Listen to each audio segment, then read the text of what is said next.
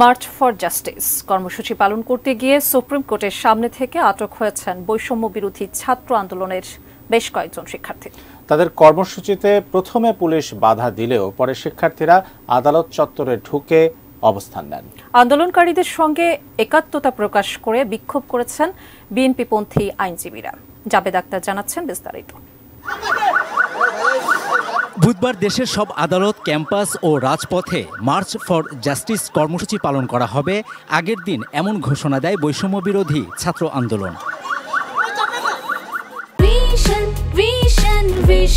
100% copper কন্ডেন্সারে তৈরি vision fridge, তাই গুণে মানে অটুট থাকে বছরের পর বছর। দুপুরে এই কর্মসূচি পালনের জন্য সুপ্রিম কোর্টের মাজার গেটে জড়ো হতে থাকে বৈষম্য বিরোধী ছাত্র আন্দোলনের কর্মীরা, কিন্তু পুলিশের বাধার মুখে পড়েন তারা। এ সময় পুলিশ 6 থেকে 7 জনকে আটক করে। এদিকে বৈষম্য বিরোধী ছাত্র আন্দোলনের সমর্থনে বিক্ষোভ করেছেন সুপ্রিম কোর্টের বিএনপিপন্থী আইনজীবীরা। দুপুর 1:45টার দিকে সুপ্রিম কোর্ট বার ভবনের সামনে থেকে বিক্ষোভ মিছিল নিয়ে মাজার গেটে যান তারা। পুলিশের বাধায় বাইরে বের হতে না পারলেও আন্দোলনকারী শিক্ষার্থীদের পক্ষে বিভিন্ন স্লোগান দেন আইনজীবীরা। পরে দুপুর 1:15টার দিকে আইনজীবীরা মাজার গেট থেকে বেরিয়ে শিক্ষার্থীদের নিয়ে ভেতরে ঢোকেন। শিক্ষার্থীরা আদালত চত্বরে ঘণ্টাখানেক অবস্থান করে বিক্ষোভ করেন। পরে বাইরে বেরিয়ে মাজার গেটের সামনের সড়কে বিকেল 4টা পর্যন্ত অবস্থান করেন আন্দোলনকারী শিক্ষার্থীরা। কারো হাতে কোনো লাঠি সোটা কোনো কিচ্ছু ছিল না।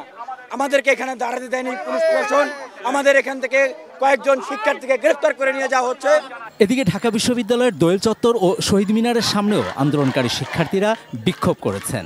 অনেক নিরীহ মানুষকে ধরে নিয়ে গেছে। আমার ভাই বোনগুলারে উঠায় নিয়ে যেতেছে পুলিশগুলা, ছাত্রলীগগুলা এমনি হাইডাম নিয়ে হাঁটতেছে। আমরা কেন আমাদের ভার্সিটিতে ঢুকতে পারতেছি না? শিক্ষার্থীদের দাবি ছাত্র জনতার উপর হামলা করে হত্যা, গণগ্রেপ্তার, মামলা, গুম ও খুনের বিচার। একই সঙ্গে জাতিসংঘের মাধ্যমে তদন্ত করে বিচারেরও দাবি তাদের।